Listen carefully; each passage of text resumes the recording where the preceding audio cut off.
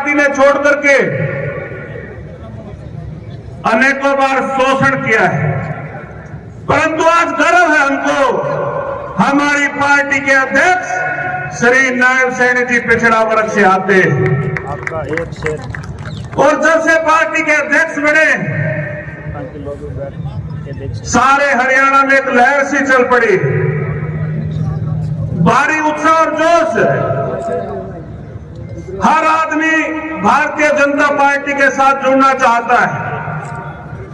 मुख्यमंत्री मनोहर लाल जी ने, प्रधानमंत्री श्री नरेंद्र मोदी जी ने सैकड़ों ऐसी कल्याणकारी योजनाएं चलाई हैं जिनका पिछड़ा वर्ग को सीधा लाभ मिल रहा है।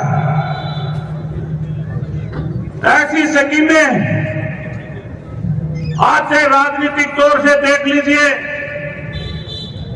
दो तो हमारे कैबिनेट मंत्री केंद्र में हैं जो पिछड़ा वर्ग से आते हैं। रामचंद्र जांगड़ा जी मेंबर पार्लियामेंट, रणबीर गंगवा जी डिप्टी स्पीकर हैं। राजनीतिक तौर से भी पूरा प्रतिनिधित्व, कम से कम 1 दर्जन विधायक और कई दर्जन जो है सेंटर में मंत्री। मेरे बुजुर्गों, नौजवान साथियों, पिछड़ा वर्ग के अगर कोई किसी के हित अगर सुरक्षित रखता है तो वो सिर्फ और सिर्फ भारतीय जनता पार्टी को, दूसरी पार्टी नहीं। आज 80 करोड़ लोगों को फ्री में अनाज दिया जा रहा है। हरियाणा में 38 लाख को आयुष्मान कार्ड, 60 साल से ऊपर होते ही उम्र पेंशन बन जाती है, बीपीएल कार्ड। ये जो सारी स्कीमें, ये पिछड़ा वर्ग को पूरा लाभ। प्रदेश अध्यक्ष माननीय कर्णदेव जी कंबोज बहुत ही आदरणीय, रामचंद्र जी जांगड़ा एमपी राज्यसभा सांसद बहुत ही आदरणीय, हरियाणा सरकार में डिप्टी स्पीकर रणबीर जी गंगवा जी बहुत ही आदरणीय,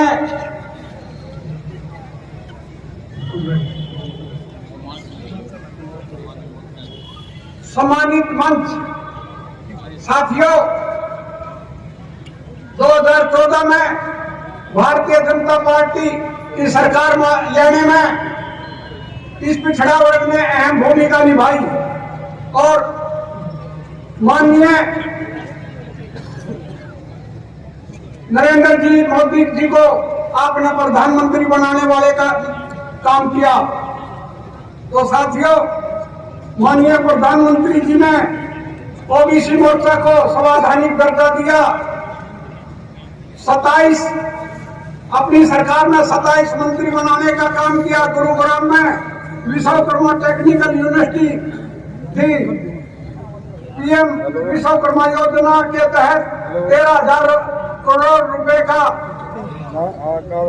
पेमेंट एडवांस कर कामगार लोगों को 3 लाख रुपए तक का लोन लेने की योजना बनाई, जिसमें 15,000 रुपए के फ्री औजार खरीदने की किस्त भी है। ये लोन बिना गारंटी का, ऐसी स्कीमें हमारे प्रधानमंत्री जी ने आपके लिए बनाई। माननीय मुख्यमंत्री जी ने पिछड़ा वर्ग को पंचायती और निकाय में 8% आरक्षण दिया, जिससे हमारे काफी गांव में सरपंच बने।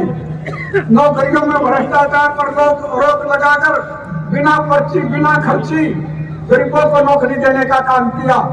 कांग्रेस की नीति गरीबों को अगर 9वीं तक को फेल निकलना, उस पर अंकुश लगाकर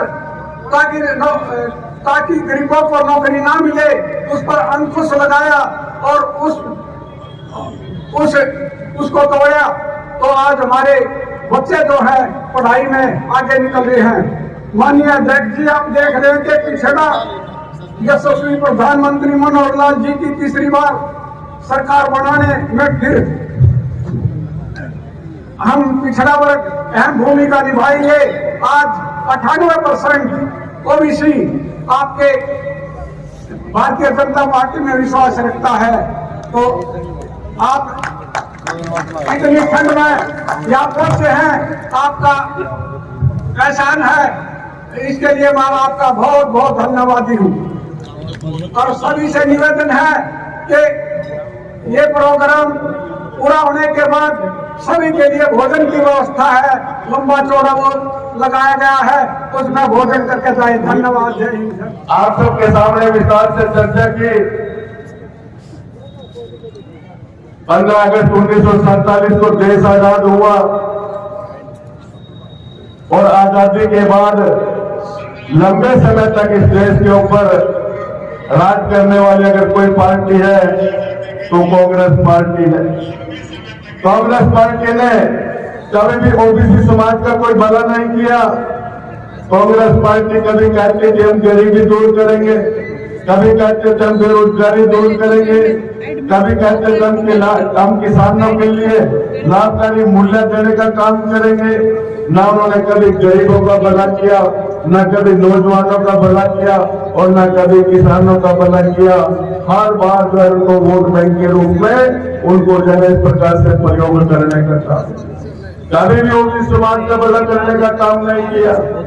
2014 के अंदर इस देश के अंदर बहुत बड़ा परिवर्तन हुआ और आप सबके सहयोग से, ओबीसी समाज के पूरे सहयोग से 2014 के अंदर इस देश के अंदर भारतीय जनता पार्टी की सरकार बनी और हरियाणा के अंदर भी आप सबके सहयोग से भारतीय जनता पार्टी की सरकार बनी। और इस सरकार में जब नरेंद्र मोदी जी पहली बार उन्होंने जब शपथ ली, शपथ लेने के बाद जब पत्रकारों ने उनसे पूछा कि नरेंद्र मोदी जी आपकी सरकार का विजन क्या है, तो उन्होंने एक ही बात कही थी कि मेरी सरकार का काम वो गरीबों को समर्पित सरकार होगी।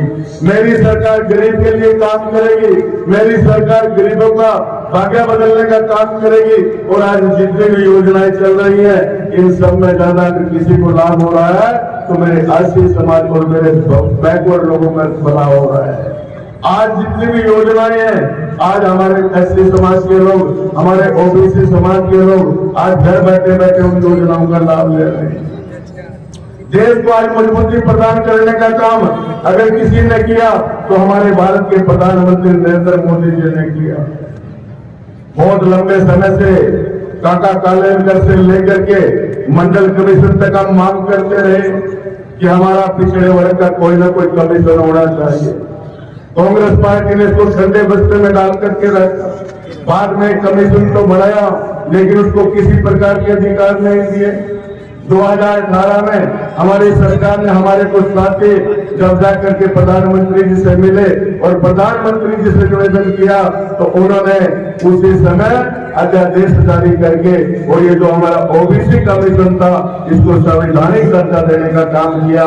आज वो इतना पावरफुल हमारा संवैधानिक आयोग है, उसमें हम अगर हमारी कोई भी समस्या होती है उसमें हम अपनी जाकर के अपील कर सकते हैं। हमें न्याय दिलाने के लिए वो जो हमारा ओबीसी आयोग बनना जरूरी था वो अगर किसी सरकार ने बनाया तो भारत के प्रधानमंत्री नरेंद्र मोदी जी ने बनाया। और मित्रों, आज ऐसी बहुत ही कल्याणकारी योजनाएं अभी रामचंद्र जांगड़ा जी ने आपके सामने जो भगवान विश्वकर्मा योजना के बारे में चर्चा की, ये ऐसी महत्वपूर्ण योजना है क्योंकि नरेंद्र मोदी जी चाहते हैं कि ये जो कमेरा वर्ग है, जो ये पिछड़ा वर्ग है, जिसका अभी महत्व रामचंद्र जांगड़ा जी ने आपको बताया कि इसके बिना किसी का भला नहीं होता, इसके बिना किसी का काम नहीं होता। इसलिए इस वर्ग को अपने पैरों पर खड़े करने के लिए ऐसी योजना लेकर गए जिसके लिए 13,000 करोड़ रुपए जो है उन्होंने जाना घोषणा की है कि हमें 13,000 करोड़ के पैसे ये पूरी योजना को चलाएंगे और ओबीसी समाज के लोगों को इस प्रकार से हम अपने पैरों पर खड़े करके ताकि वो समाज के इस देश को फिर से विकसित राष्ट्र बनाने में अपनी अहम भूमिका अदा करें। और आज तो हम जितने भी हमारे साथी बैकवर्ड क्लास के जितने भी हमारे नेता यहाँ बैठे हैं, मुझे कहते हुए गर्व हो रहा है कि जितने हमारे साथी बैठे हैं आज तो हमारे साथ जो ये ट्रेन थी ओबीसी समाज की, इसमें जो इंजन भी है वो भी आज हमारा बीसी मार्का जनो जुड़ गया है। अब किसी प्रकार की चिंता करने की जरूरत नहीं। अभिमंच के माध्यम से एक साथी कह रहे थे कि क्रीमी लेयर की वजह से हमारे हरियाणा के अंदर हमारे बच्चों का एडमिशन नहीं होते। वाकई में बहुत बड़ी समस्या है। मैं अभी रणबीर गंगवा जी से बात कर रहा था कि एक दिन सीएम साहब से समय लेकर के हम सारे लोग बैठ करके चर्चा करेंगे और ये जो इस प्रकार की खामियां हैं जो हमारे ओबीसी वर्ग को जो नुकसान पहुंचाने का इस प्रकार से जो है ना ये नुकसान पहुंचाती है, ओबीसी वर्ग से भला नहीं हो रहा है, तो हम बैठ करके एक बार चर्चा करेंगे और मुख्यमंत्री जी से कहेंगे कि समस्याओं को बीसी समाज की आवाज है, इस बीसी समाज की समस्याओं को दूर करने का काम करें। और हमने समय समय पर जो हमारे 27% को मंडल कमीशन ने भी इस बात को स्वीकार किया है कि हरियाणा के अंदर देश के अंदर 27% जो आरक्षण वो पिछड़े वर्ग को हमेशा मिलना चाहिए।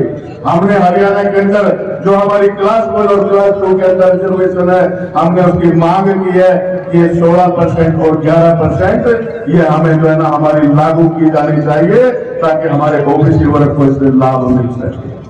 बहुत सी ऐसी समस्याएं जो ओबीसी समाज की समस्याएं हैं, अभी हमें चिंता नहीं है क्योंकि हमारे प्रदेश अध्यक्ष भी ओबीसी समाज से आते हैं, उनको पता है। हमने कई प्लेटफॉर्म पर ये चर्चा की है, कई बार मुख्यमंत्री जी से भी हमारी बात हुई है, कई बार हमारी मीटिंग के अंदर ये चर्चा होती है।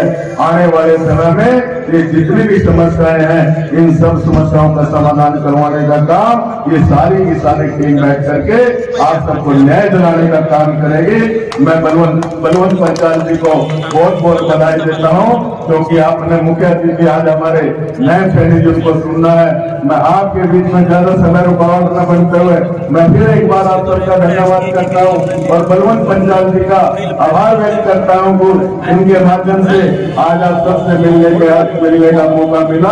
आप सब यहाँ इस घर के अंदर हम सब लोग आए, आप सबका बहुत बहुत आभार, बहुत बहुत धन्यवाद। जय हिंद।